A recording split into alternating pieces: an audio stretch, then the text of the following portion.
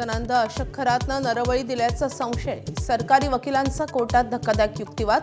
साप वाघाबद्दल माहिती नाही, खरातचा दावा. 29 मार्चपर्यंत पोलीस कोठडी.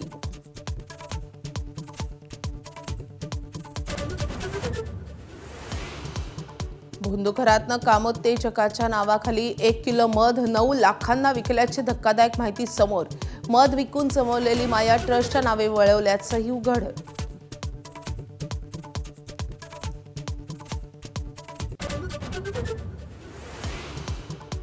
नीलम गोऱ्हेंविरोधातील अविश्वास प्रस्तावावरून मवियामध्ये उभी फूट. प्रस्तावावर शरद पवारांच्या आमदारांच्या सह्याच नाहीत, तर निलंबनाचे आदेश उपसभापतींनी दिले तरी निर्णय घेण्याचा अधिकार आमचा. मुख्यमंत्र्यांचं स्पष्टीकरण.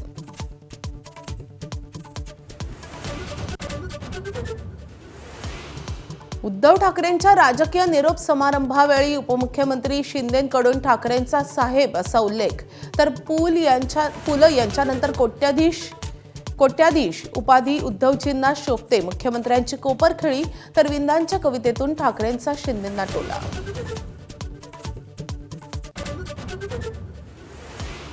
मुंबईकरांचं पिण्याचं पाणी महागण्याची शक्यता. पाणीपट्टीत 8% वाढीचा प्रस्ताव. विरोधी पक्षनेत्या किशोरी पेडणेकरांचा पाणीपट्टी करायला विरोध. वाढ मागे घेण्याची मागणी.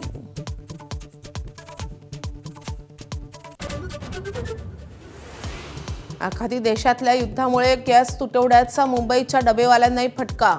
खानावळी बंद झाल्यानं डबे पुरवण्याची सेवा बंद.